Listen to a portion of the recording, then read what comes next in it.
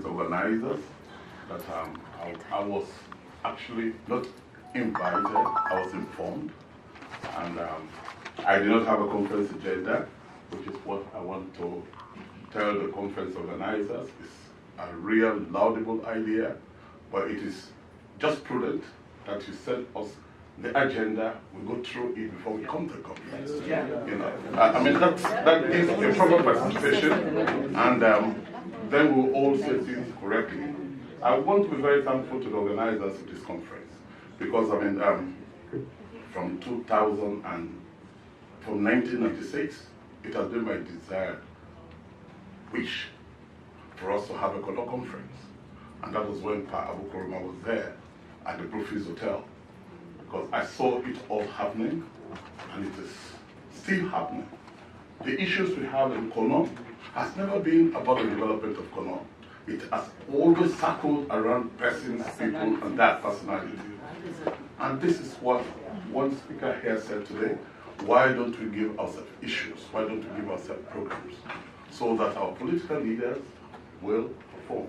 I want to say a little bit about my party, the APC party. I cannot again be indifferent to my party, that I'm here, that we have taken wholeheartedly the issues of Kono to task. We have discussed Kono at every one point in the 9 years or 9.5 years during the administration of President Nkrumah, and then by Nkrumah, and he has given a lot of assistance to us. What has happened within the APC and by Nkrumah, who himself is a partial Kono because of his wife and children, they call us uncles, and himself is our in-law, has been the troubles and the troubles and the troubles we have given to him. I mean, sometimes we get ashamed when he says, what can I do for Kono? Okay. I'm tired of Kono. And some of the issues people have been talking about on the social media and all the things between citizens of Kono, children of Kono, the former Honorable Vice President, and some of us have been issues that we've sat down with the Honorable President, His Excellency the President, umpteen times, and the Paramount Chief a little over 15 times trying to solve those problems. This is what has brought us here, to see us talking about Kono, and not having issues about Kono, talking about issues in Kono, but talking about personalities. This is a little sad and disheartening. But as I said, we are going to be better informed after this conference when we get back to our various stations to prepare ourselves properly for the Kono conference that will be held in Kono next year. I want to believe that it will just be after the elections, and there would have been a level playing field, and all of us were there, the victors. I'm not particularly looking at IJ Kala, despite her, because she's sitting in front of me, but to say once again, to come and tell all of you that our party, my party, the APC party, is there for the development of Kono. And I want to invite all of you to attend that conference next year, and I wish all of us well. Thank you very much. Then Kulana we hand. Why reach and fleet on after the war now, they don't come. So we cannot go at the point for me say me na collaborate so for let them kill me. Now I say yes, because me now na kono sister, una no able for go follow me. Now I make now excuse me for language, it's very personal here, but kono women. I want let we bother them sit up for we at this time. Uga kono and iwe mbite musu afanga o iwa matoboa ite musu afanga o iwa matoboa. So we kono woman then this time I hope say una know this thing we are saying. I decide 2012 for bring back concerned women of Kono district. Before that, we not be Young Women Association. Because Kenama Bo, then get woman there we organize. I know say na the diaspora, but who sister they don't there for long. I try for introduce Anaya, But they see me, so they call me Loka Tiwa. Me na Loka woman because I don't get degree. Yeah, but I go school 10.5, and yeah, then they provoke me. When I bring the idea, I say let we go back to mobilize. So 2012, when I go back on, we try for launch. Me and my man, David Kamachende, we come up with the name Concerned Women of Kono District. I decide for that go Kono and launch am. I tell the woman the way they did, but they said them play some politics. At that time, I asked them because I didn't make the groundwork. When I don't tell the first lady, when I don't tell the sister Diana, they say they don't tell them. All the things Diana can ask them, what things he wants if not politics. And I say no. I say me go meet him. But at that time, the chair lady not allow me because if they can't rush to me, but why they go drop him, if they say drop me corner yonder, then we drop her and go. So, but still I not look because they say let we woman then come together. It not be easy for me at all. At that time, the fraction be there too much than on. If you just sounds man, you know they talk to Diana woman. If you just so Diana, you know they talk to sounds man and I pull her outside. I go meet some the woman there where they legacy they concern women, don't they expand, go get a branch, na engema and produce. And we plan for establishing the 14 chiefdom. We can invite to chief them according to the woman there, then can send letter, but one day I not see no chief come. The only chief where is person talk to we will go. That's why I go do some donation for book, and I mean chief Sapi. One is speaker the way give we the all nine. Indefinitely tell we say in chief not get the invitation and not get the letter. But just imagine within America you get the organization within a Kono. What it takes, they buy card, they buy call, almost like every 2-3 days. Post CNA, me not just a nursing assistant, as I then say with no degree, but I just, I just try, but we come together. We don't do a lot, concern women, we don't do a lot. We don't give donations, and with this scholarship to 30 students, then, when they benefit from the students, the scholarship, then most priority now, the blind school. What you make I take blind school as my most priority? I carry them books and I go donate books to school picking them and Kono. I can't go to blind school. Then the blind patient, he said, my sister, I said, we know they use this. He said, go give the one that we need them. That thing they make, I see them, then I see the environment, the condition where they live is very poor. Now I say, these toilets, I don't be able to stand the toilets. Even though we don't build the toilets, we concern women, not only one. With the help of our that's one with sister, we financially, it's on show me. We're not finna seba. Oh my.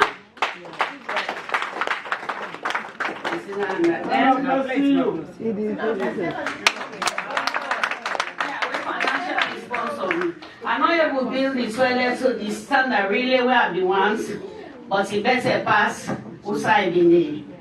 Then yesterday I hear you Minister Self-State, my management they not get. But and I saw the chief Self-State. But at this time, they asked me Minister and me paramount chief, me go take up the responsibility for be the manager. If it not go well, then when I hold me responsible. Then begin and get some sing, when they sing and tears the running eye. So then 5 years. I don't donate a lot. I don't remember all. I just want to talk because the time limits. Then secondly, the female soccer team. Kono District. I don't say some man no one see can, but it's very important. One on live na diaspora. The beginners so small, then come meet and play. They say them get support do. And then they play, then they go out, then play. They don't even represent Sierra Leone. Kono female soccer team where they call Diamond Queen. So they meet with and say that we give them, we support. T-shirt self then best self then not get neither creep. So we able buy t-shirts for them, but we not even get all the money for buy them, crepe them. We get some donation from Kono Community Center Family Arena, we not $200. So we send them a full up where they need up to $500 for buy the crepe for them. So I dey ask my sisters and my brothers, please let we look to we Kono woman there now. I know say education is very important, but let we look back. So we will not educate, let we bring them up. Then begin them. Then school, then football at them. Then small, then go play the ball, but at the ask back the government, let them help we, let we give them back scholarship. I be one forget something back, like for instance, what the one starts me concern women. Now, one man will take up for himself, where I get high respect for back now this all. When I David Musa from Atlanta, himself gets a young group, but in Africa it is. We stick 1 whole week for write the constitution for me. Without constitution, you know the able register organization. My organization concern women of Kono District. It registered in Sierra Leone, then a 501c na America. So do you have my brothers and sisters are the kindly ask on idea let join me with the other woman then at Sierra Leone and Kono. Una already we get organization. If una work on most of them women then they go miss back. Now they go together, even though you know some then go so, but when they need now then they call, say we don't come now this one do. Why we not go help them? If we help them their own way, then snap. Some say them go left for the Congosa or this. Because most of them not get job. They not get business. They not get nothing when they do. Pass them go to minister. Pass a collection right now. No, all put one of pocket. Everybody get small. You will not put them for the woman. Then I cannot for them football. Yeah. Right now. Everybody. So let me go maybe they can make it. So that woman they were in Kono. Most of them will come from politics. I think they master them. The only thing they sabi for go lie to politicians or chief. They will they meet you back, they lie to you. So I advise me brother they will and sisters they will go down giving them the opportunity. But no, not follow them. Let we still help them.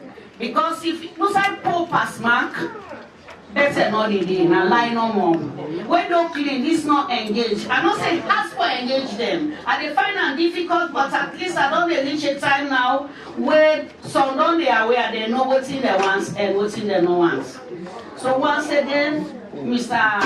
Paramount Chief, Natankowa, when I did blind school day, I don't put on before you say I will take the responsibility for take care of the blind school.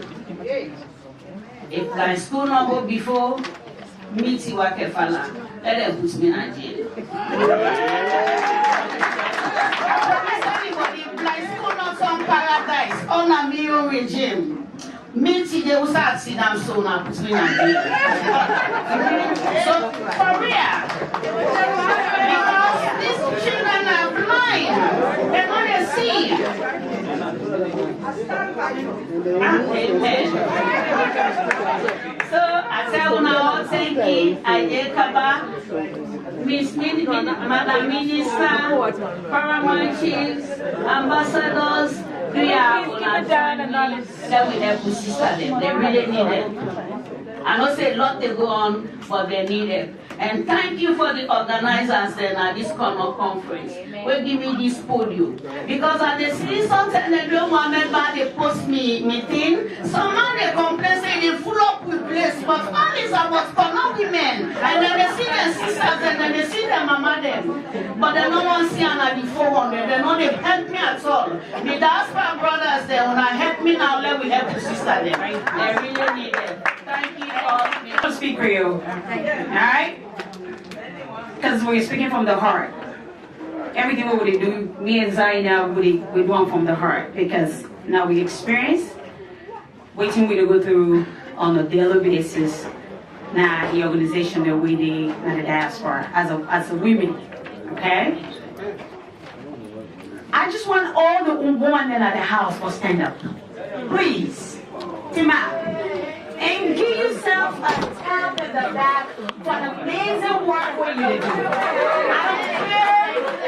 I don't care if you work in an office setting, if you're a mother or housewife, just give yourself kudos because we don't get that. We don't get it. We don't get it. We don't get it.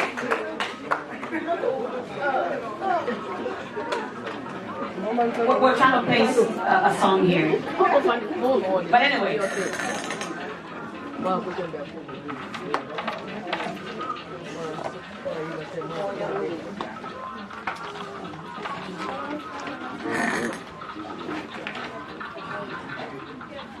The topic this afternoon says, Common Women in Diaspora Organizations.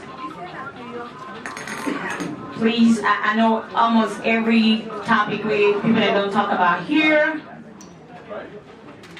it sounds the same. I think we get the same problems going forward from the beginning of time. And we just want to highlight some of the issues that we face as women when we choose to join the organizations. And please, let me get to we want to get on our attention, please. Could we give the ladies some respect? Thank you. Please, I know we short, maybe well, it's seaweed, but please, just give us a moment, okay? Please. This is exactly what we were saying. When women in the talk, we don't get the respect.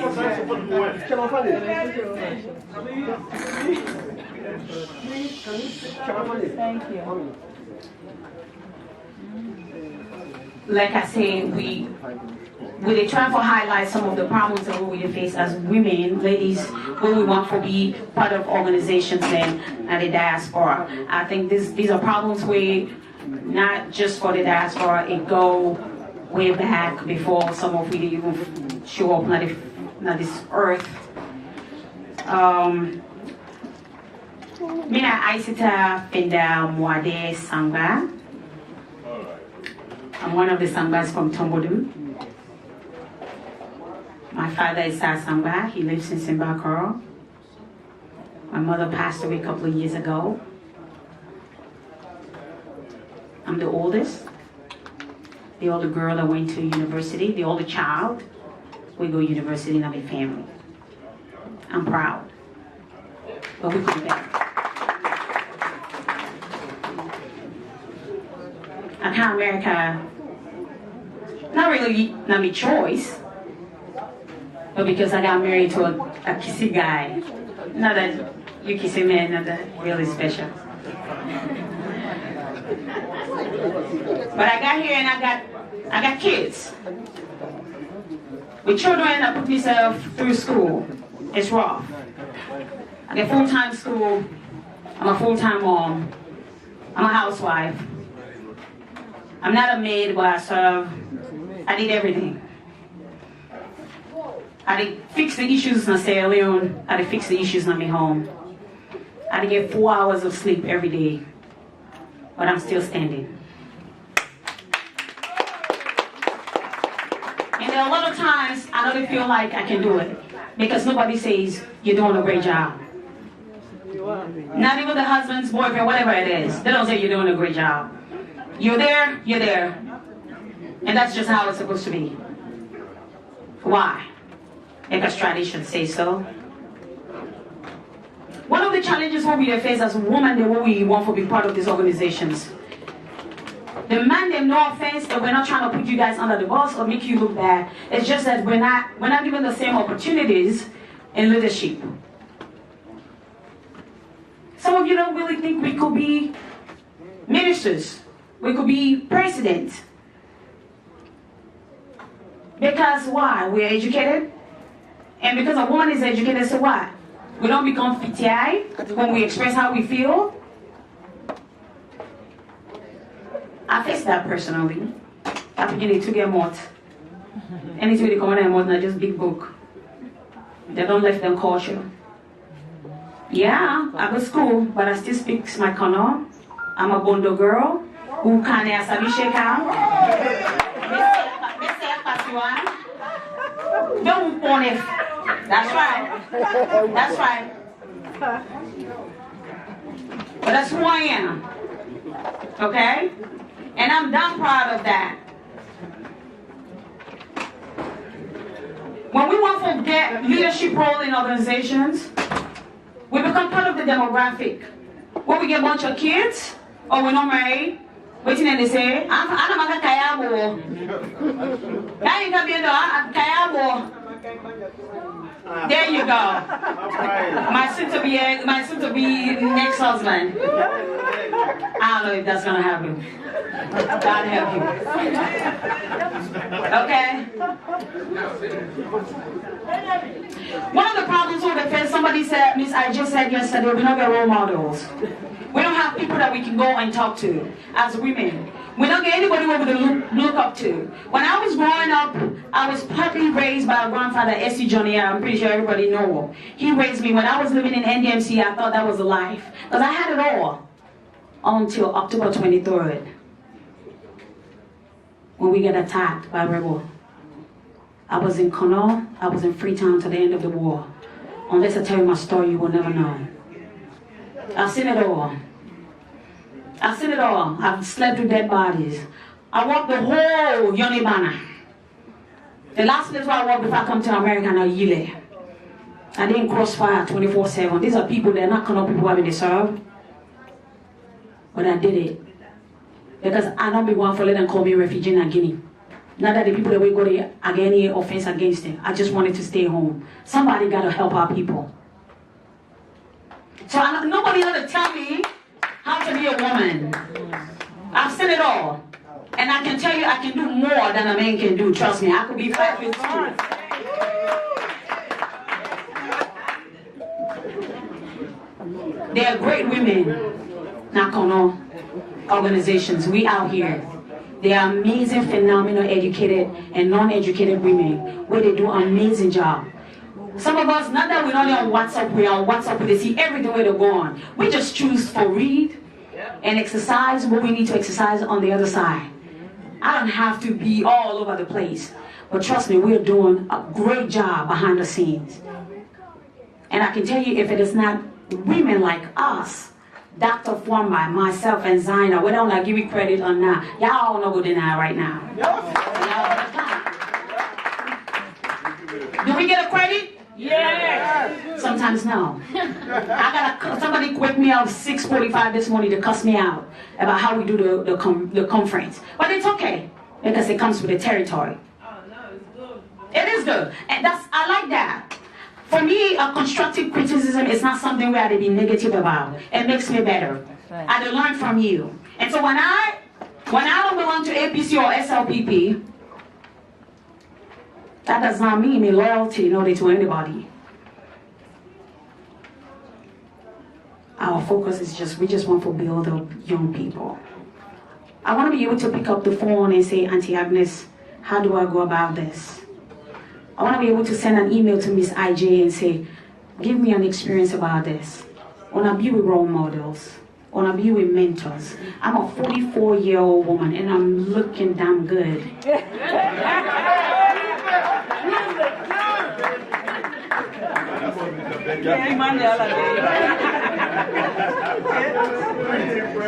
If Benjamin is lucky, then he'll be the best man in the world. So, one of the things that when they face now these organizations are women, I'm going to try to round up. Now the fact that because we're not women, they're not calling to decision makings. You get a bunch of men where they go sit down, they make decisions and come to one until we say, well, this is not open, this is not a good work with. And the sad part is, the woman that we don't get that support from his sisters. Because trust me, when we bind together, we form a revolution, then we see the man where they can't team up now with face. Trust me. Because all they see us for is pretty face, big boobs, and a big behind. And that's all good. But we got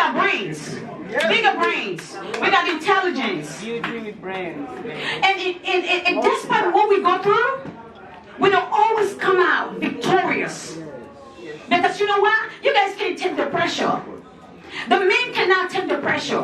You guys come back to us. And we fix you guys up, whether you agree or not. That's what we do. We fix you guys. Look, I'm not gonna make a lot of friends after the speech. But that's okay. Thank you. That's true. You're right, my dear. But this is what I'm saying with a laugh, but it's serious. It is very serious. When we look at the politics, what is going on, we get all this division today. We don't have women speaking. We have a minister, but she's just one person. Please come, let's come together. If we don't want equity demanding to do, let's bind up together. Let's stop or tear each other down. Because women, we are good at doing that.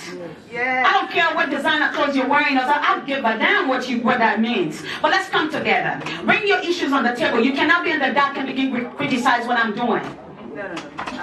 If we don't do that, that man then will continue to drag us. And we don't want that. We just want all of us, the man then, let's sit down on the table. When you go home as a man, you're having dinner, have a conversation about what's going on in the world, national global issues with your wife, with your children, the girl child. Have a conversation about the issues that affect us. How many men did they want? How many men did they talk about the girl picking? Talk to them girl picking about waiting they go on. Talk to them wife about waiting they go on. It's not just touch them at night because you want to get some. We are more than that.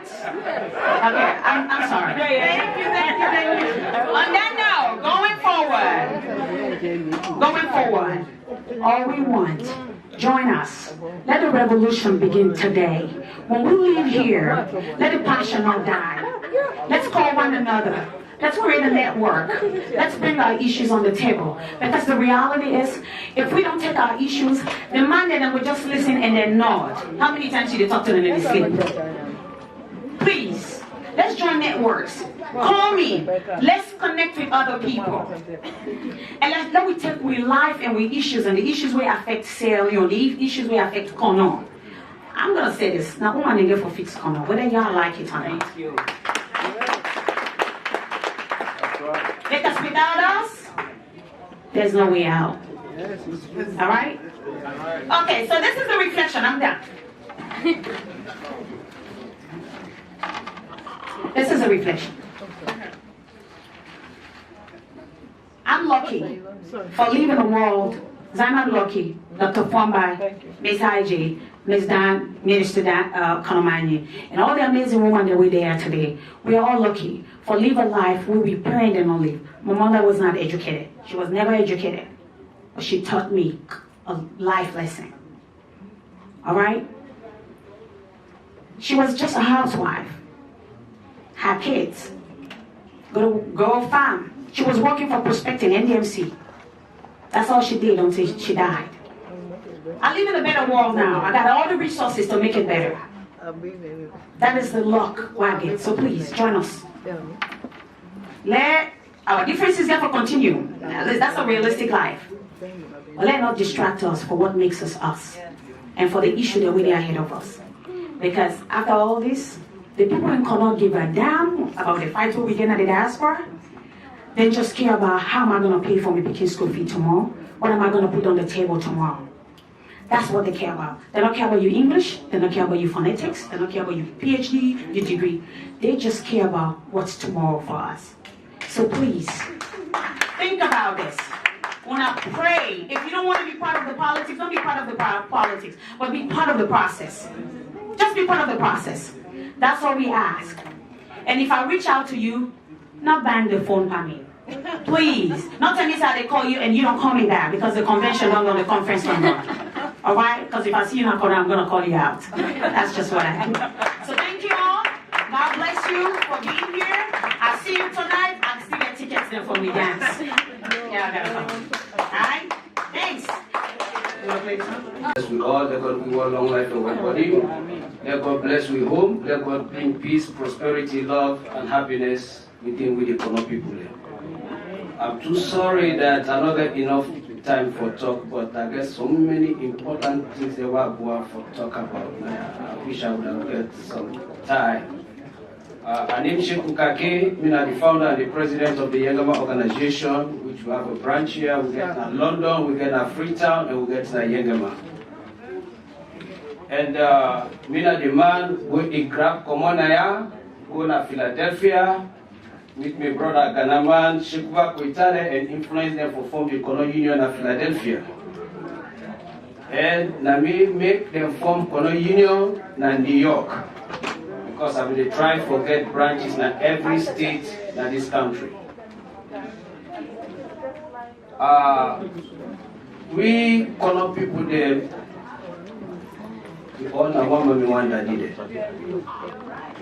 Me, my great-grandpa can Kono in the 1800s. My granny born na Kaima. My mama born na Kaima. My daddy born na Kono. Na they myself born. I think say I'm equal to every Kono man in this world.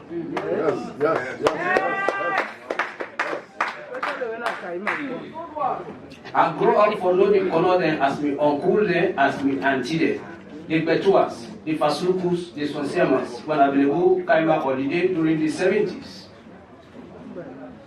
And my mama is small brothers, you know. So in mama with my granny, one that the escape I am. Today, if you see with ASU today, at this conference, I started a global Kono organization. This conference here, I started it. Sorry, that was I did the first meeting between all the Kono people from here to London, all around the world. I still get the record of that. But what I want to talk now today is very, very important. We need to break that tribal barrier within we, the people of Kono. Whether you are Madingo, Fula, Timini, Jiba, therefore. Now look at this one there today. Look at the amount of people that we there. And think about the amount of Kono picking that we there in this country. This hall is 20 times smaller than the population of the Kono picking in this country. Yes, it's true. But why we not get that crowd? Because we need to reach out to each other. We need to expand, we hand them to all the other brothers and sisters. It doesn't matter which language you speak, as long as you're born in Kono, you're neighboring in Kono, we are all equal. That's the only way we'll be able to go forward. They formed Kono Union in 1970 in this country, that the first Australian organization in this country. From that day to today, I don't think they don't drop in Kono. So we need for come. Alright, I don't have time, but I thank you all. May God bless we all. We know work together, big or small, man or woman. We know work for the benefit of Kono and put politics aside. So I know government is not going to help we. If we all can sacrifice $100 a year. We the Pekin and the diaspora, we blame the primary chief, them, the honorable say, what have we done? We the people in the diaspora, what have we done for Kono? Thank you. What have we done? Nothing. All we do is talking, blaming each other. There is no unity within us. Let's pray for unity. When I know we come together, look for Sarah for Kono, yeah? That's how they tell me. My name is Sima from Tankoro Children. I work for General Dynamics, a defense contractor. Close the door. Please, you guys keep the noise down. So, I want to use my background to learn solutions. So, as an engineer, we solve problems, right? So, when we solve problems, we tend to break the problem down, collect data, use known models, use formula, and then we find the unknown, right? So, think of it as a simple system. There's an input, there's an output. The input. Hey, you kids. So that should be cause, for cause and effect. There's a cause and there's an effect. Okay?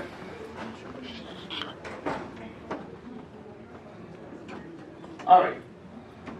I'm not going through this. Let me just explain this. If you have this as a solution to a problem, what can go wrong? Your output depends on the input. Right? When input is too small, the output will be too small. Output has no means, the output has no means to control the input. So wrong input produces different output.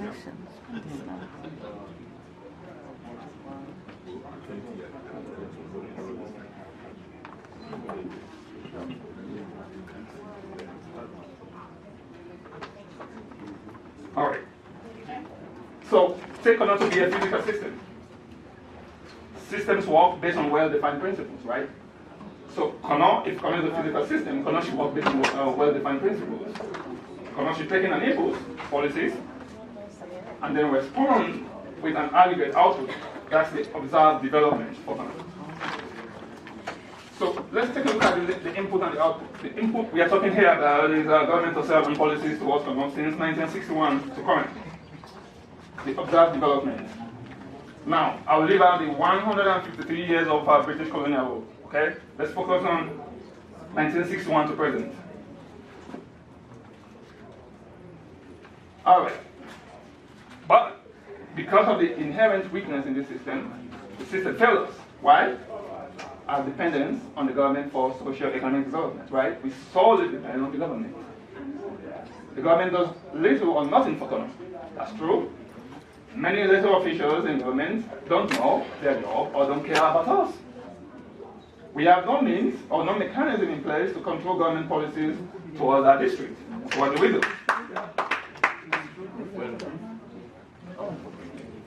All right, so let me do something for you here. Let's assume we don't know the input, government policies. I'll come to that. Let's just say this is an input to a system. Every input produces an output. X1 as a function of time produces Y as a function of time. Right? But we don't know X of T. We don't know the input, but we know the output. We know the system. So, what do? We know Y1 of T, Y2 of T, Yn of T.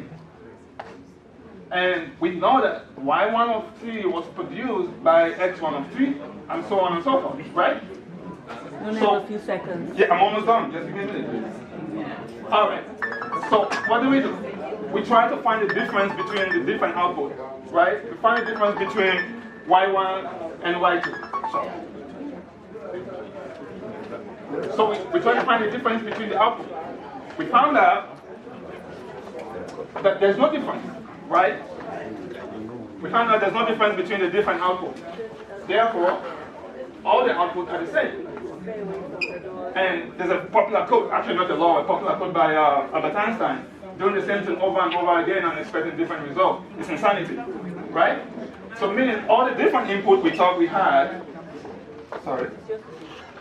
they were the same, no difference. So X1 of T, X2 of T, all the way to X1 of T, they're the same. That's why we had the same outputs. So now what do? All right, take a look. And address also Madam Aissatou Jabi Kaba, Kono District dignitaries, executives and members of Kono Global Conference, members of Kono community around the world, fellow Sierra Leoneans, and friends of Sierra Leone. It is a great honor and privilege to be able to speak at such a gathering today. Let's have 1 minute, please. Focusing on healthcare in our community, but more importantly, as a voice of the next generation. I want to say thank you to the leadership for this opportunity. I am beyond grateful. As we have heard from various speakers throughout this conference and continue to engage in critical conversations about the state of our beloved land, Kono, my prayer is that we as a people can truly come together to move not only Kono forward, but our nation at large. As a voice of the next generation, I challenge you all to do everything within your means to build a better community that your children will be proud to call home one day. To be able to stand amongst their peers from other nations and say, yes, I am Kono, but more importantly, I am Sierra Leonean. As a healthcare professional and a youth, my belief is that strong investment in people, especially in the areas of healthcare, education, and social protection, is not just for the good for the individuals who directly benefit but also good for the nation's growth and stability. More importantly, I believe that not providing health, education, and social protection is fundamentally unjust, in addition to a receipt for bad economic strategy for any country or community. As a young nation gaining independence in 1961, Sierra Leone has had some devastating times, from the 10-year civil war of 1991 to 2002 to the recent Ebola outbreak of 2014. The level of these devastations exposed Kono district as one of the areas in our country that suffered most from these destructive calamities. During my undergrad college years, when my dad was the sitting vice president of Sierra Leone, I had the opportunity to work with a non-governmental organization from the US called Women for Women of Sierra Leone, both at the Yiled Community Health Center in Tonkolili District and the Makeni Amputee Camp in Bombali District. Fellow Sierra Leoneans, working alongside physicians, nurse practitioners, and healthcare professionals from the US, we provided free healthcare to those in need for at least 2 weeks periods, stay for about 3 years. I saw firsthand the debilitating impact of the Civil War on the lives of the residents at the Makeni Amputee Camp, who were suffering from both medical and psychological conditions from the war. What I also saw within this community of post-war victims was that they worked together as a community, hand in hand with the healthcare professionals, to ensure that every individual in the community was cared for. What an incredible experience to learn from a devastated group. From one patient encounter to another, I quickly came to realize that the causes of many of these diseases that affected these communities and our nation at large was embedded in the socio-economical structures of our country. In a nation of 7.3 million, 53% of our population is living below the national poverty line. According to the World Health Organization, the life expectancy of a Sierra Leonean is 46 years. 46 years. Let us take that in for a moment. It is not because some people don't survive childhood illnesses, they do. It is when they're in what should be their most productive years of their lives that the environment which they find themselves in has a negative impact for a healthy living. Those are the times that they should be expected to be contributing to Sierra Leone's development, but they are not. The best way to spiral into a cycle of poverty is to kill the parents. So if respective governments cannot help to secure the lives of parents through proper socioeconomic structures, we cannot guarantee the security of the Sierra Leonean child. In our nation today, the under 5 mortality rate is 120 per 1,000 births. And the maternal mortality rate is 1,100 per 100,000. Like many others, I find these facts unsettling, but I believe that trials and trouble can bring on good character and good things. So I asked myself, what can we do? How can we confront and move forward with intention? Well, to start with, one thing that is very clear is that we cannot keep doing the things the way we've always done them. If they have not worked, we have to look for alternative solutions, not alternative facts. Yes. The responsibility cannot be solely on foreign aid, the NGOs, or even the government alone. It has to be a collective effort. Every effort counts. We need a healthcare system that is backed by a strong national and local political leadership with long-term commitment to achieve and sustain universal health care. A health system that targets the healthcare needs of the poor, child, and maternal health populations, as they are the ones that suffer the most. In order to strengthen the quality and availability of healthcare services, we need to support our communities and mid-level workers, along with high-skilled professionals. We saw firsthand during the Ebola outbreak how detrimental the roles of nurses, community leaders were in trying to kick Ebola out of Sierra Leone. In addition, we need to invest in a resilient primary healthcare system to improve access and manage healthcare costs in Sierra Leone. Preventive care works.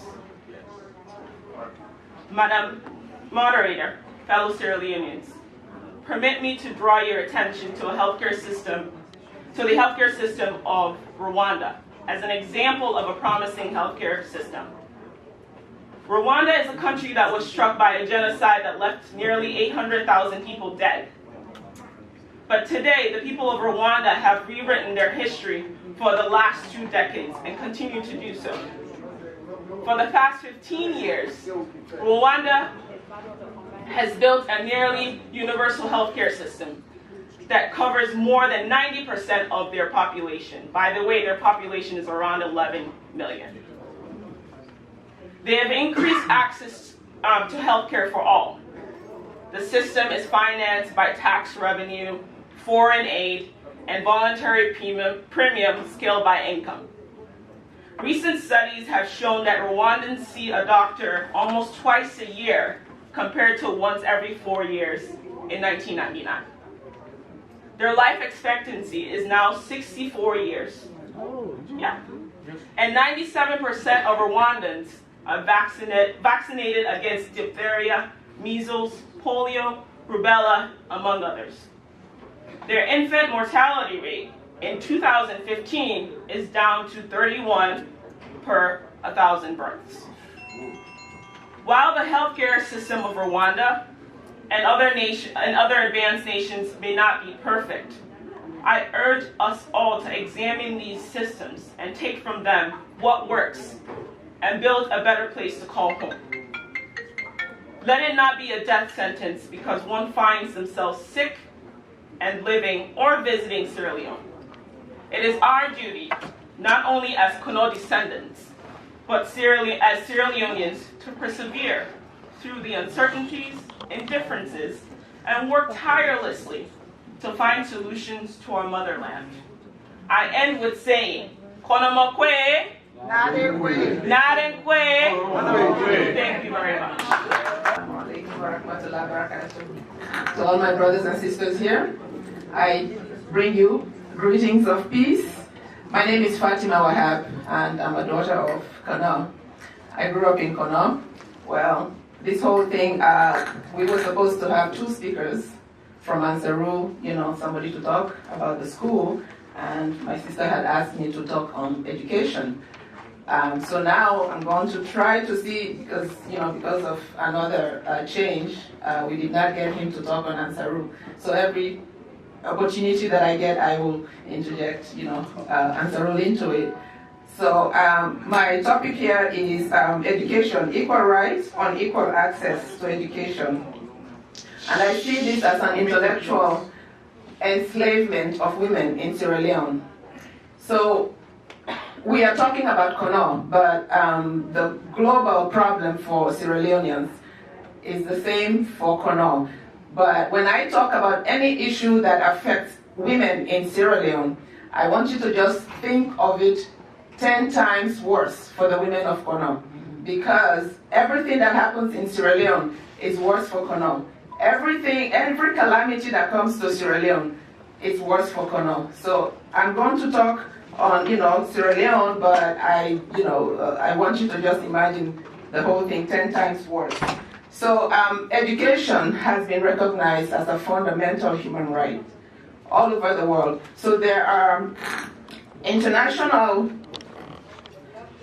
human rights laws or conventions that recognize this. Article 26 of the Universal Declaration of Human Rights, the Article 13 of the International Covenant on Economics and Social and Cultural Rights, These are all international conventions. Article 10 of the Convention on the Elimination of All Forms of Discrimination Against Women, and there are international human rights commitments. We have the Article 28 of the Convention on the Rights of the Child. We have the 1995 Beijing Platform for Action, the Dakar Framework for Action on Education for All, and the Millennium Development Goals. So the African region, the regional conventions also, the regional commitments are also there to protect girls and women and to ensure their education rights. So Article 17 of the African Charter on Human and People's Rights, which is called the Banjul Charter, the African Charter on the Rights and Welfare of the Child, second decade of the Education for Africa. These are just some of the regional human rights conventions for Africa. So why is education seen as a right for every human being? Education is seen as a right because, first of all, literacy. To be able to read, write, earn credentials, communicate with others, and move freely, you need to be literate. You need to be able to read and write, especially in your country. We are not talking about you being able to read and write so you can get out of your country. In fact, if you are reading and writing and you're educated, you might not want to get out of your country because you might find something to do. But in Sierra Leone today, we have, I believe it's 58% literacy rate for men, but only 37% literacy rate for women. So we are talking about 63% of women who are illiterate in Sierra Leone. I heard some sisters talk about how hard it is to get women into politics, and they have all these, I mean, if I go into politics, they're going to see me as, prostitute and all these other things that they talk about. I believe that if these 63% women are educated in Sierra Leone, they will see beyond those things. They will see beyond these stigmas. But when women are not educated, it's easy for them to be brainwashed. It's easy for them to be hoodwinked. It's easy for them to be, to be drawn into the wrong type of politics. It aches my heart when politicians, after they win, they do nothing for women. Women are dying like flies. Childbirth is such a natural thing. Here in America, we are here when you're pregnant, everybody, you're pregnant, everybody's happy for you. But in Sierra Leone, when a woman is pregnant, what happens? People are just like, the family is worried until she gives birth and she doesn't die in childbirth. Everybody is worried. So this is a fundamental human right that, I'm not talking on health, but when women are not educated, they're not able to stand up for their own rights. They are not able to advocate for themselves or for other women. And the reason why we have so much, it's going from generation to generation of uneducated women, because our women have not learned to advocate for other women, for girls. Some people are lucky that, I was lucky because my mother, she wanted me and my sister to be educated.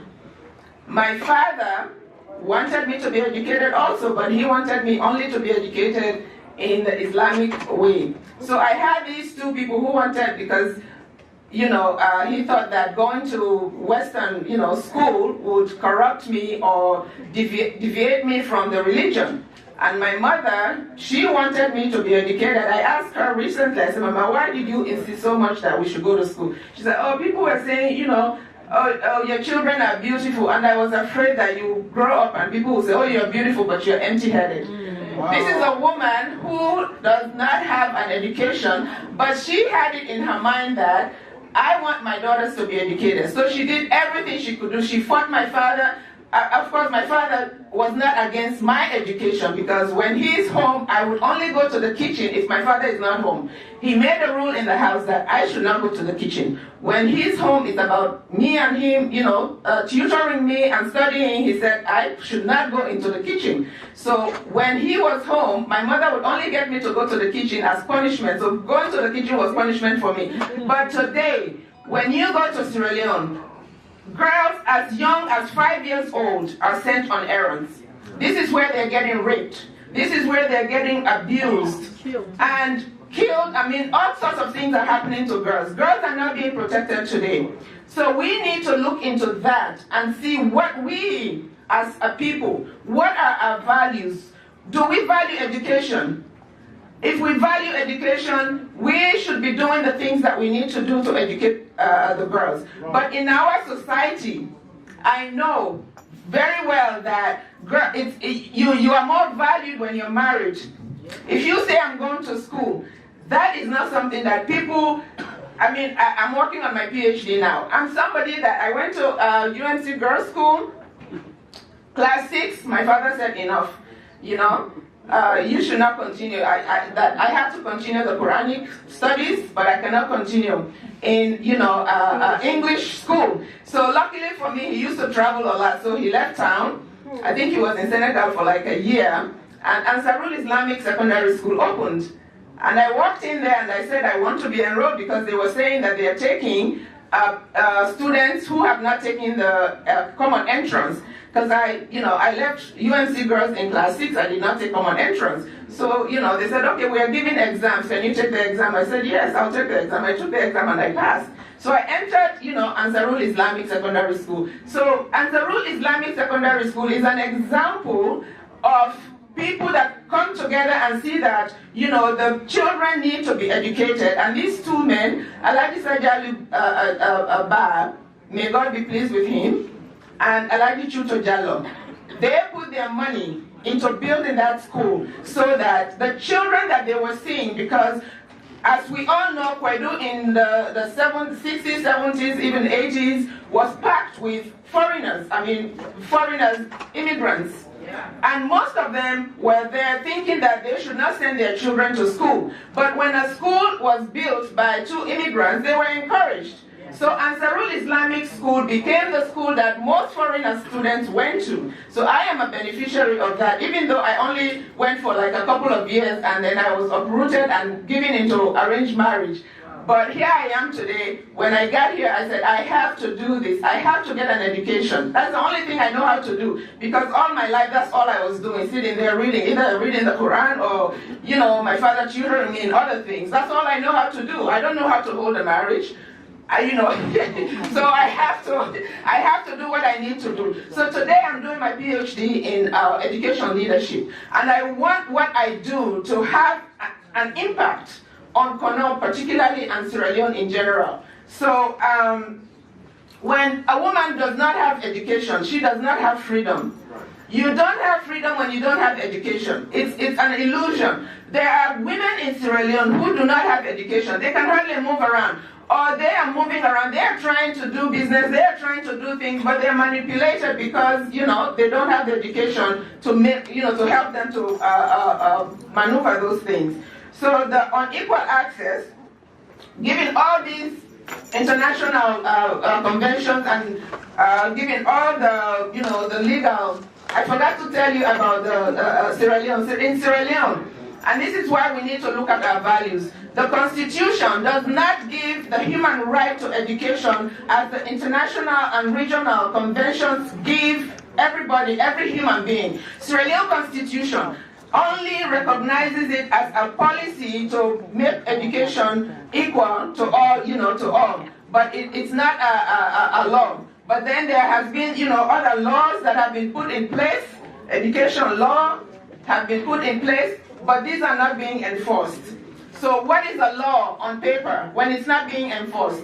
If these laws are being enforced, we would not have 63% of women uneducated in Sierra Leone. This is a tragedy. And we are talking about bringing women into politics. You cannot bring, how are you going to get 50-50 when we have only 37% educated women? Who is going to be in this 50-50? you have to bring this 37% up to 63%. It's a tragedy to be in a country that has only 37%. It's a shame.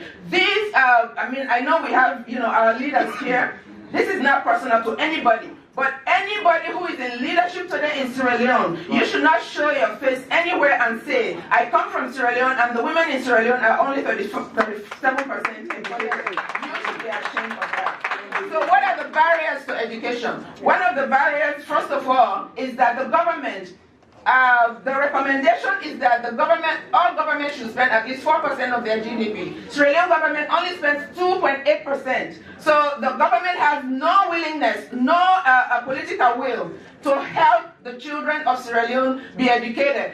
It doesn't care about the girls. If you care about the children, then you'll be putting your GDP, this 4% of your GDP into educating them. And girls also in the families, the boys are favored to be educated.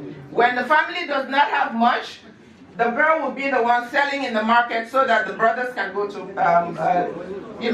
school. So we know these things. Nobody needs to tell us. We don't need to read this in some foreigner's report, okay? We know this. So what we need to do is to get involved.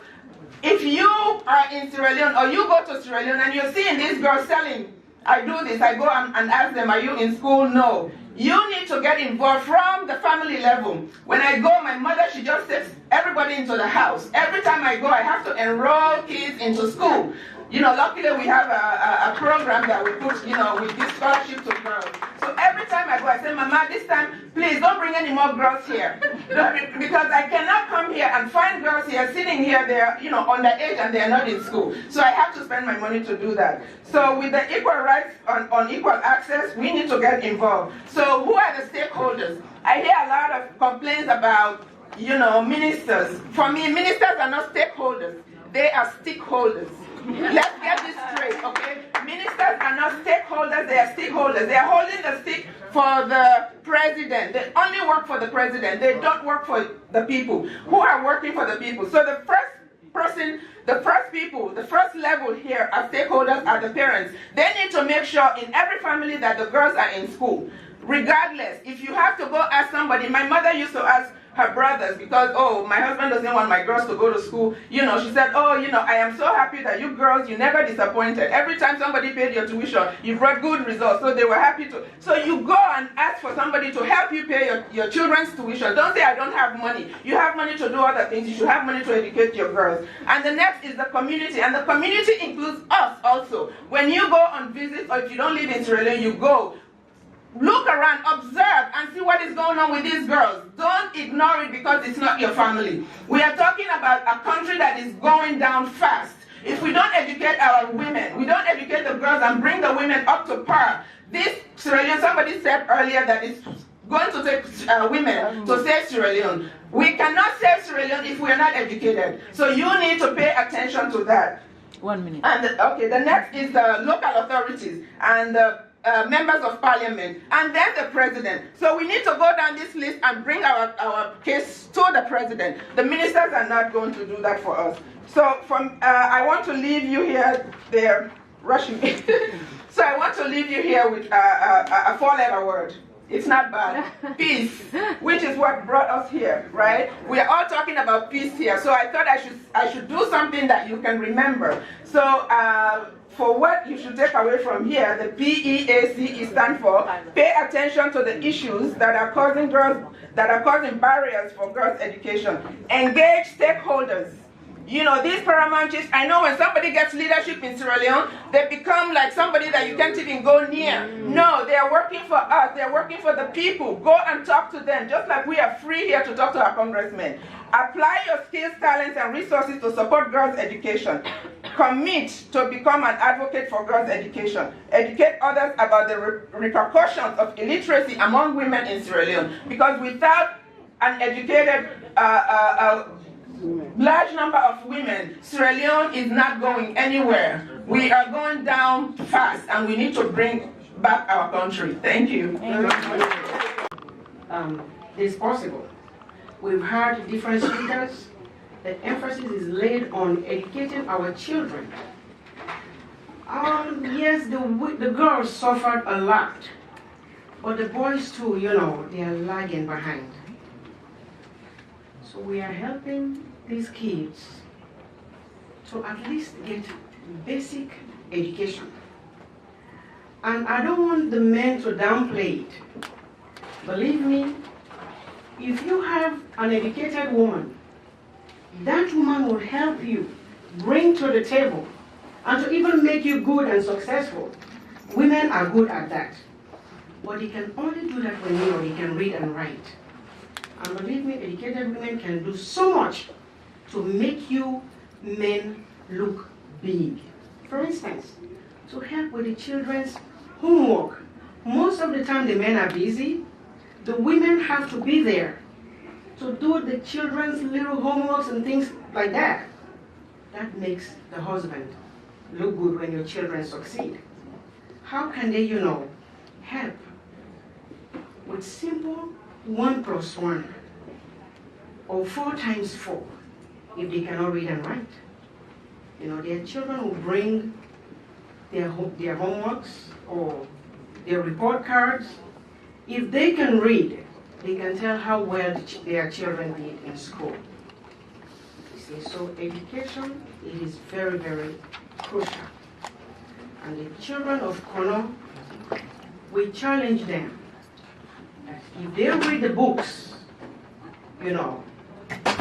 we are going to help them at least with textbooks that can ease the burden of the parent. Textbooks are very, very expensive, and if they don't have the money, they cannot,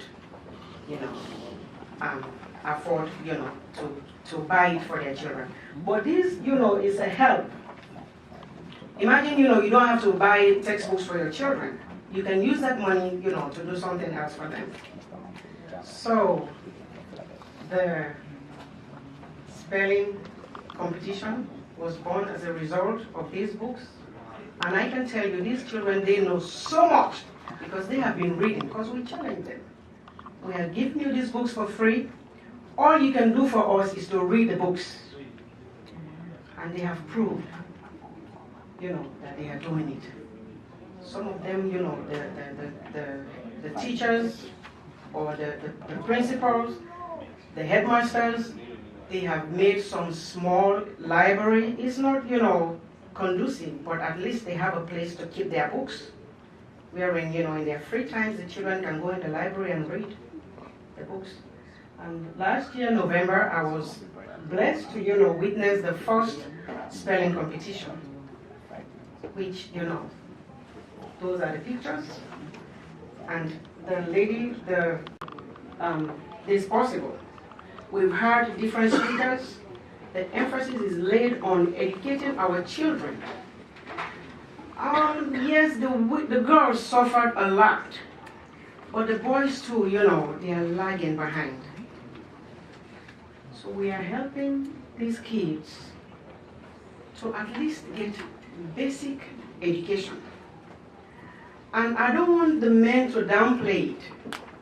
Believe me, if you have an educated woman, that woman will help you bring to the table and to even make you good and successful. Women are good at that. But they can only do that when they can read and write. And believe me, educated women can do so much to make you men look big. For instance, to help with the children's homework. Most of the time the men are busy. The women have to be there to do the children's little homeworks and things like that. That makes the husband look good when your children succeed. How can they, help? With simple 1 + 1 or 4 × 4 if they cannot read and write.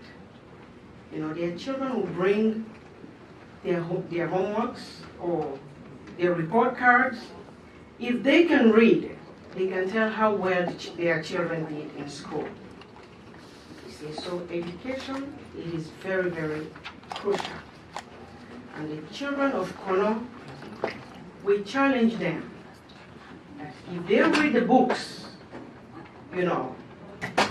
we are going to help them at least with textbooks that can ease the burden of the parent.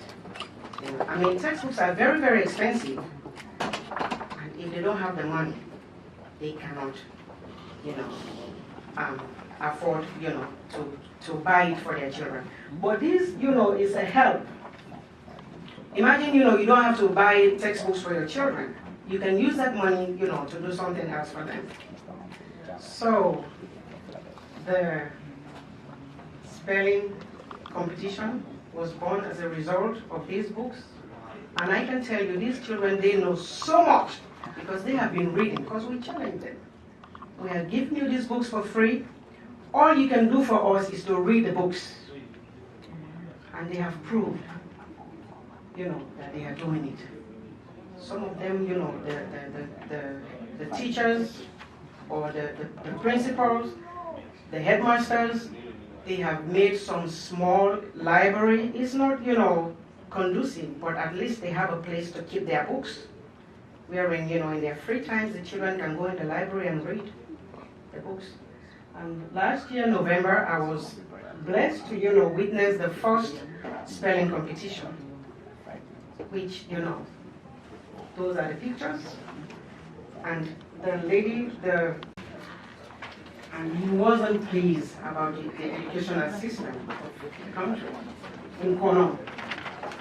So when he came, he was blessed to, the World Bank gave him 40 containers of books. And then he took upon himself to take the books back home and distributed the books to the schools. A lot of the schools benefited from these books. The School of Medicine in Freetown, I'm just going to go through briefly. You can check the website, is there. That's him. You know, Dr. Fromba is there. This was the time when we went to the World Bank to, you know, look at the books.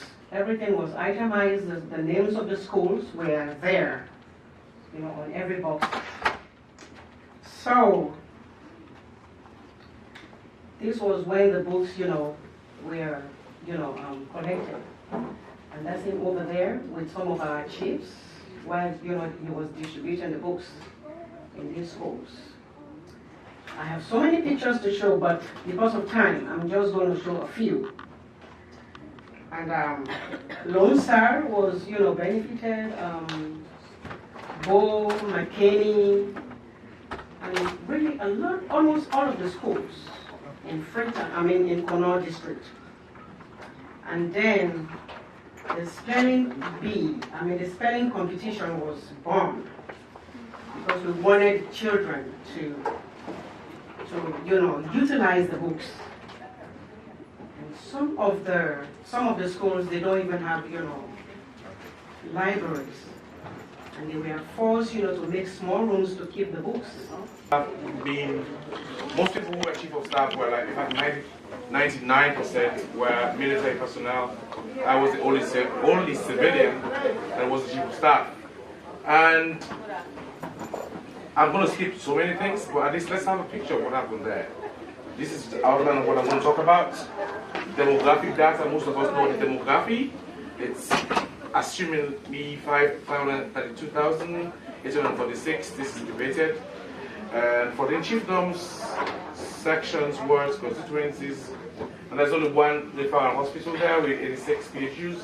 The main activity has been discussed over and over, mining, agriculture, trading, and this is how Ebola came to Kono. It's a very epidemiological slide. It's trying to explain things, questions, how it happened, where it came from. And this, what we did was we had to put it together because we had to tell the story. The story has to be told. If you Google my name, for example, and I was part of several studies that did some of this research to bring these stories out, so let people know what happened. This picture gives us the first and the last EVD event in Kono district. Between this part So that part there tells the entire story of where we got the infection, how we came in, where are the multiple hot spots, what did we do to ameliorate these spots, and so on and so forth. And before the Ebola came, of course, we were so unprepared. We had no knowledge of what Ebola is. We did not have any established system. We did not have an established plan. So when Ebola came, it was a chaotic scene. Everything was in total confusion. So the government, being in shock, set up systems in place. The first system they did was, let's form an EOC, which is an Emergency Operations Center. That came into existence. It worked for a while, but it proved ineffective because it lacked leadership. And then the government was like, let's form something else. And then they formed what they call the task force. The mayor present here was the co-chair of the Kono District Ebola Response Task Force.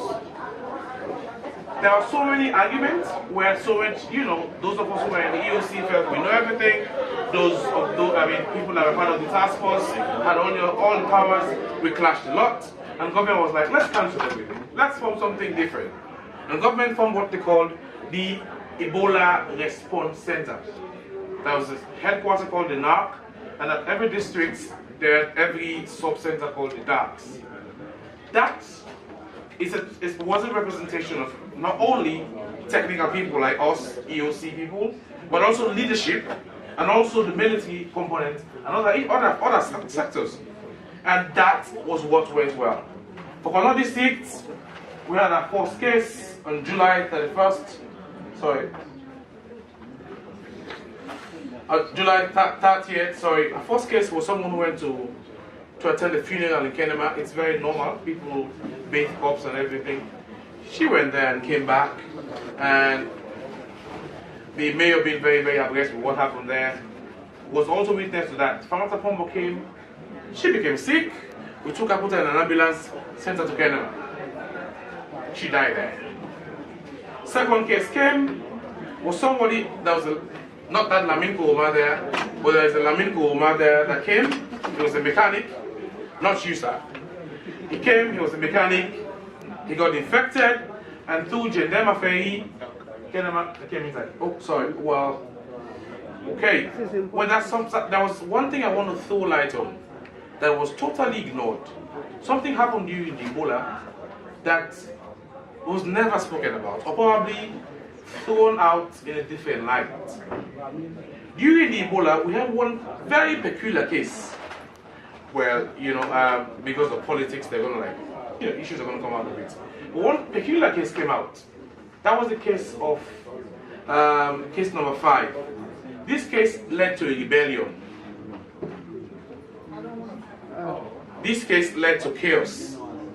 And this case led to the hospital system and all the entire district health system to halt this single case. And this case was one of the reasons why we had massive outspread in Kono District. There's so much to talk about. I want to leave it there. Send us a slide. I will do that. But just give me less than 2 minutes. Let me just round up. This was operations that we used to manage the Ebola response. And there are 3 things that we use to fight. 3 major things. We had several pillars. We grouped them under 3 major subsets. And I can just explain them. One of them was leadership. Now, leadership involves this man here. Leadership involves the district council chairman and several others. But for that, we have a major leader called the district coordinator. It was Paramount Chief Sakwi. The second thing was ownership. Unlike other districts, we prioritize the response. When I mean prioritize, some of us were so passionate about it.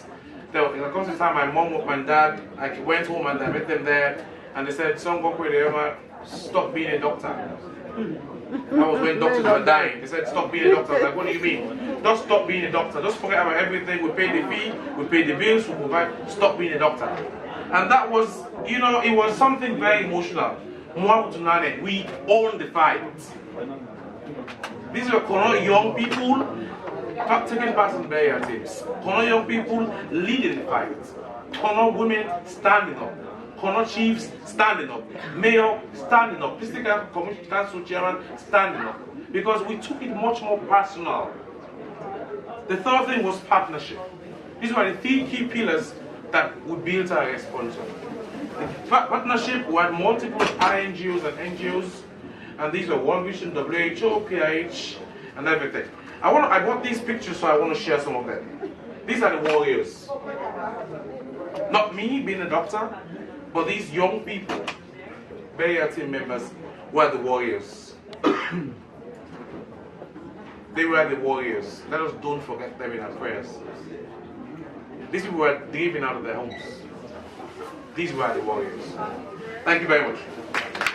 My fellow KDDA members who I've been working with for 6 years before stepping down because the road was paid. Madam Moderator, with all protocol observed, I'm here to talk about, I have no declaration of anything here, but I know what I'm talking about, so I just want to comment. It's building peace and unity among Kono descendants. I've just heard people talking about we come for peace. We haven't come for peace. We didn't come here to make peace. We have come here to pave the way to make peace. We have come here to get ourselves together and organize how to make peace among one another. So the meeting we had, the conference we had in London last year was not for peace, but to come together and think how to make peace, how to make Kono great. So please, brothers and sisters, don't go out with the misconception that we are here for peace and we haven't talking about peace. Yes, I would say a bit about that, but the conference was not about peace. It's finding the way to make peace. These are two different things. Please. Before I even go into what I want to end up putting the end to my word, my topic, the Kono child. I'm talking about that. And when we talk about the Kono child, that is all what we are here about. Who is the Kono child? The Kono child is not my children who are born and bred in the West. Has all his son, yes, who is born here, brilliantly going to school, doing everything. I'm talking about the Kono child who is born in Ibeda there, who has no uncle in Kwedu town. The one born in some Kaima, some suburb there, who has no uncle or auntie in Kwedu town. But yes, he is born, she is born, she has the right to the child born in Washington to live, to learn, to be educated. These are the areas we need to talk about. I actually wanted to talk to people who have had it all, but I'm sorry they have gone. But I say this. This me and myism that is troubling blacks, not only Kono people, black, really, that is what is troubling us. Until we become selfless, think about other children, not yours, not your wife, not your children. Think about other children who are dispossessed, disadvantaged in society, who won't go anywhere. This is all about that, brainstorming, enlightening people, so that because some people don't know. They think when they go to school they have all the degrees they went to learn to get. It's only for their spouses and their children. They think when they have this big post, ambassador, high commissioner, minister, president, it's all for them and their children. That is not it. It is for you. You are being given these positions by the Almighty God. Mr. Chairman, please come up. Please, Unakapo, listen. Please come on here. All right. You've done so well. You've been so patient. I know it hurt the entire pandemic. Well, sometimes happens. Now, we've come to almost to the close of the conference. I want to say a very big thank you to everybody. You know, I mean, let's clap for ourselves. Because we've talked about dignitaries, we've talked about ministers and all. But if we were not here, it wouldn't have happened. So I thank you all from the bottom of my heart, and especially once more, the committees that put this together. Dr. Blyden, I don't know if you'll be able to stand again. After you will stand. Oh, well, you have the weekend. You have the weekend, so.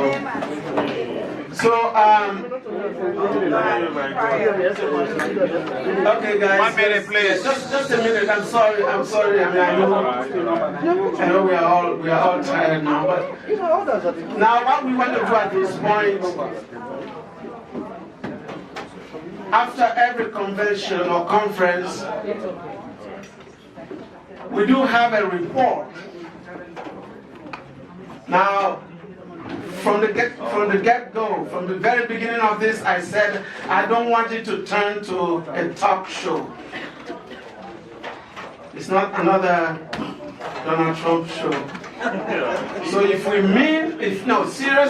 mean to do something, we come up with resolutions, we stick to them, we focus our attention on them.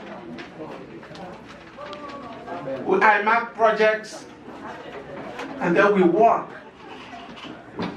It's unfortunate that the hall is empty at this time. It's really unfortunate, because at this point what I wanted to do is put some people on the spot, especially those that came from Sierra Leone. That's what I wanted to do, put them on the spot for next year's conference. We had a little bit of a problem working to put this together. Now imagine for them. So I wanted to probably set up a committee today of them from Sierra Leone and will work with us. But it's not too late. We'll catch them, if not in the dance, tomorrow in the debriefing. But what I wanted to do first, we have a report of every conference. Last year's conference report, we have not yet adopted. So what I want to do at this point is call the secretary, Mr. Sodembe, who worked so hard to put this report together. He deserves our recognition. He deserves a thank you from us. Mr. Chairman, distinguished ladies and gentlemen, I'll just give you just a brief summary of what's in the report. This report covers the first CONOC conference that was held in London on the 28th to the 29th of July 2016. The chairman for that conference was Mr. Sir David Dingiswayo Nyandemo. Unfortunately, he's not here with us. And of course, I was the secretary. Basically, the summary of the report has got two main sections. The first one gives details of the aims and objectives of that conference. And then, secondly, what was achieved in the conference, the resolutions. I won't delve into that now because we haven't got time. The report will be available. There is the closing aspect of that report, which is the challenges we face. There's a summary there of a lot of stuff. And then the second bit of the report, it gives the minute of the report. All the presentations are there, And I tried my best to ensure even the pictures of those who made the presentation, they are all included there. And after the report, we had a dinner and dance as a closure. As we are having another superb ball tonight, there was a special one, and the pictures are all included in the report.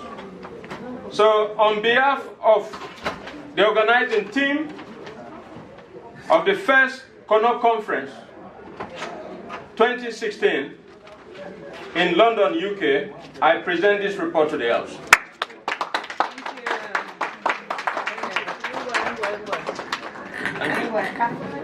May somebody move that this report be adopted as a property of the conference? I would like to move that this report be adopted as the property of the CONOP conference. Dr. Formby moved. Who seconds? Seconded by SK Bio. Thank you very much. Now may we show may we vote by a show of hands if we all accept voice vote. Voice vote. No.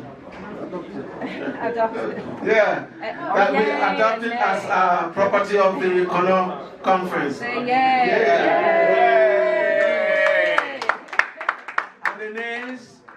0. All right, just as Mr. Sodenga told you about resolutions in the conference, this year too, we came up with some resolutions.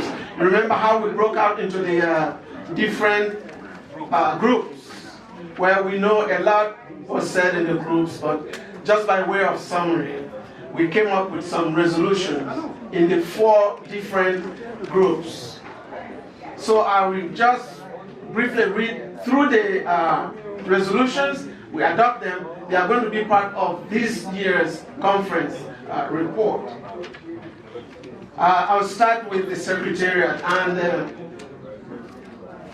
as we were told yesterday, the Secretariat is the only permanent group of this conference. We don't have an executive. Wherever we go, that's where the chairman is chosen from.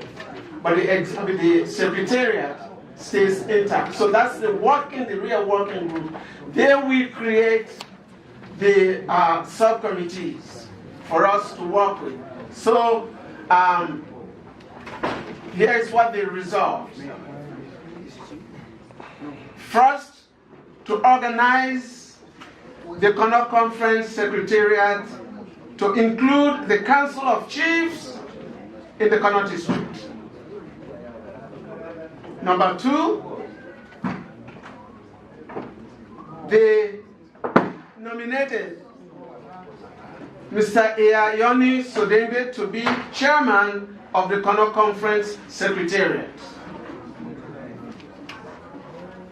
And that Mr. Tamba Temwendo Baba to be the vice chairman of the Secretariat.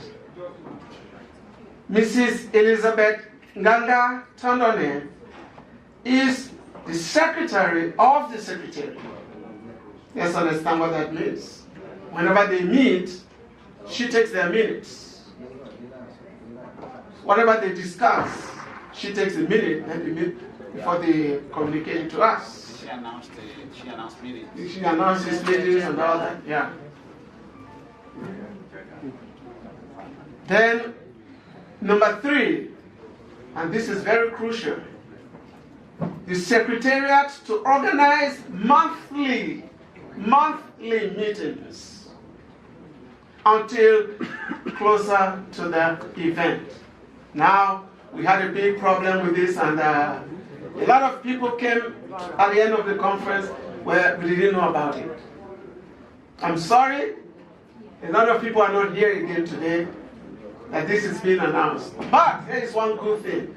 One of those breakout groups, we took everybody's, those that gave their names and their phone numbers and their email addresses.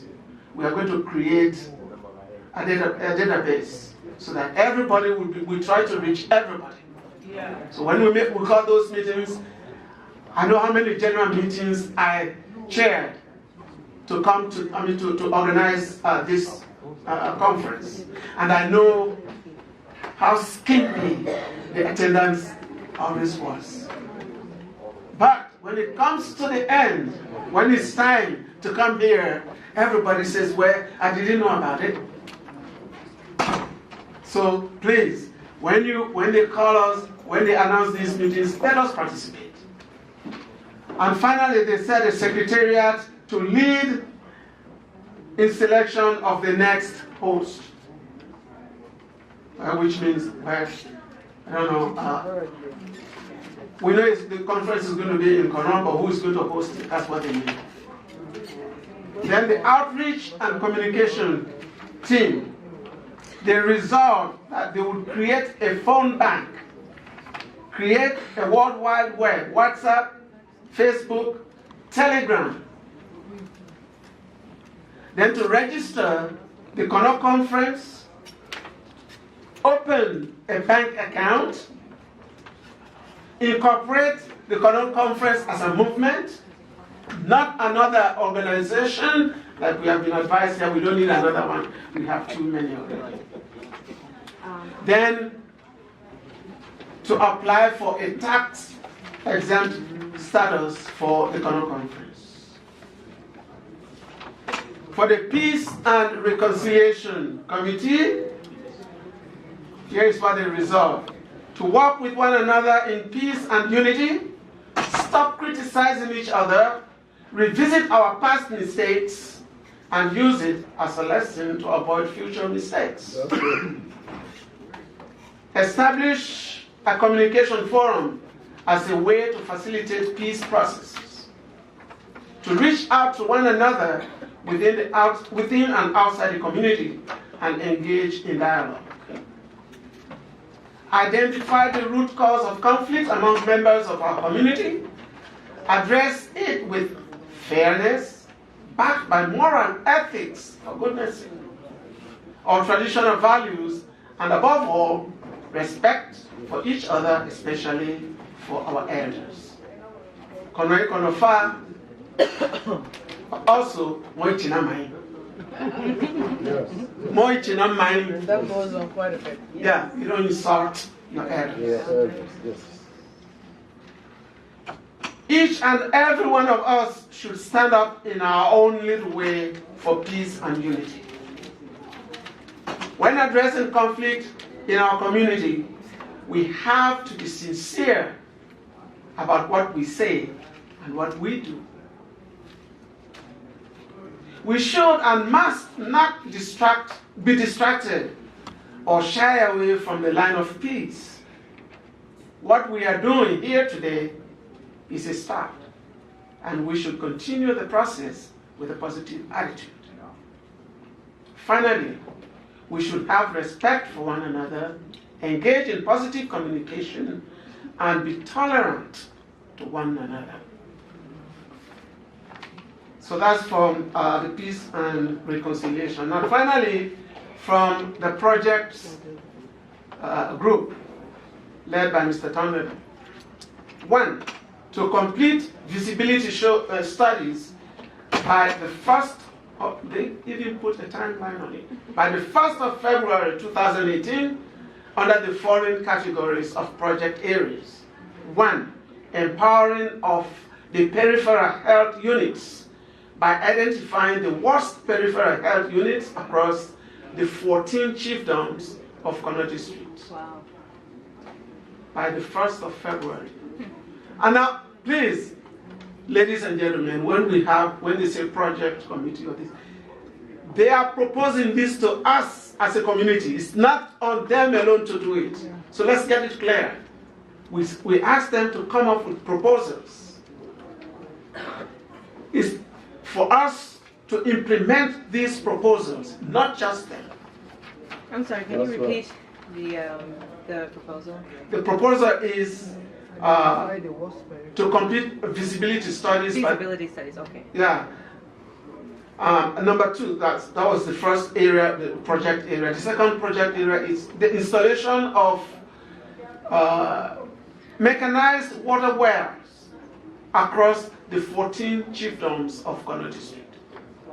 Yeah, because that was one of the things Chief actually admitted to me. He said, yes, a lot has been done, the road is good going to Kono, but the water supply system is horrible.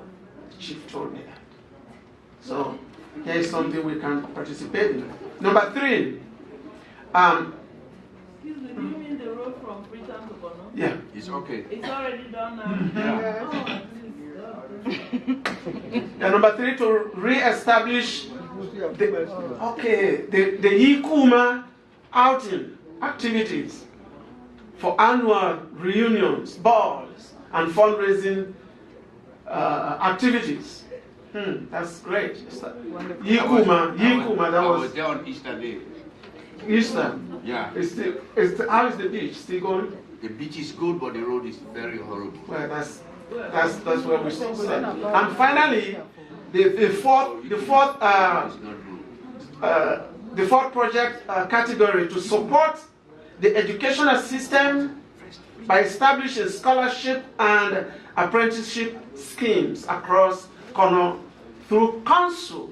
Let's use what we have, council back there, and updating and refurbishing of existing schools, including blind school and technical school, with financial subsidies to schools and teachers. Well, as always, it's ambitious. And you know what? Like speaker after speaker said here, if we put our mind to it, we put our resources to it, especially our human resources, we cannot do all this by ourselves. That's why I talked yesterday about partnerships, creating partnerships. We don't work against the government either. Government is a partnership we need to use. We can just come here and say, they use us, they abuse us, but what they have belongs to us also. Let's get our share of the bacon. Let's make them partners to work with us. We give them our proposals, then we ask their cooperation to work with us the way we want it done. So now, may somebody move that we adopt these resolutions as resolutions of the 2017 Kono Conference. Just one interjection on the Secretariat. There was another one, not just to lead the selection of a host organization, but also to lead the selection of the next chairperson. Oh, also not just the host, but Not also the just the host chairperson. organization, but to lead the selection of the next chairperson. Okay. All right. So just- I thought the chairperson is the host country or the host city chose their chairperson. Yeah, like USA, we chose Domina. So the host organization will choose. Yes. Yeah, they will choose We don't their choose chairperson. your. Yes. Can you also put this on the forum for those No, she's people that talking have about already it. left? So that Oh yes, sure. This is going to be on the forum. Actually, we that's what we will do. I mean, the report. It's not going to be possible to put out the report overnight. But for the resolutions, I think we need to make it public. Yes. It's rather unfortunate that these recommendations are coming at the end of the meeting and most people are not here. But for Kono Conference to be using an established structure like council for doing anything on behalf of Kono Conference, I think we have to be very discreet about it, because in Sierra Leone we see how things move. When one political power comes into power, it seems that they tend to focus on whatever political power that is, what political party is in power. So we have to be very careful with the use of those established structures that have political inclinations. Okay. Yes. Yes, it's also unfortunate that most of us coming from home do not have enough time to actually present the issues. A lot of issues from which we have done some fine recommendations. And one council's executive is not sustainable, just a year. A set of people started, before you know, 6 month expiration, this executive expires. Continuity will be a problem. A lot of recommendations came. that at the end of the day, the Kono people should actually form a 5-man committee that will man educational program. They serve 3 years, after which they quit. Others come. So I want you to invoke at least a day's job in every month when the children will provide food and people from the diaspora, from the children that are coming from, and able-bodied men between the ages of 18 and 50 give a day job so that we can mend our horrible roads from across the children. Several recommendations came. Yeah, but, sure. At the end of the day, I'll forward it. Okay, but here's the thing. We have another conference coming in Kono. We have the next year's conference is coming in Kono. So those will be the resolutions. Yeah. So may we adopt the resolutions first, because these ones we are not debating these anymore.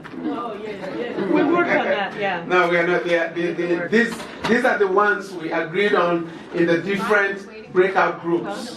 So that's what we need to adopt as property of the conference. Will somebody move that we adopt? Chairman, you have a ride waiting for you as well. Your ride is here. My ride is here.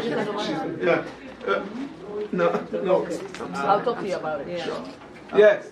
I'll talk to you about it.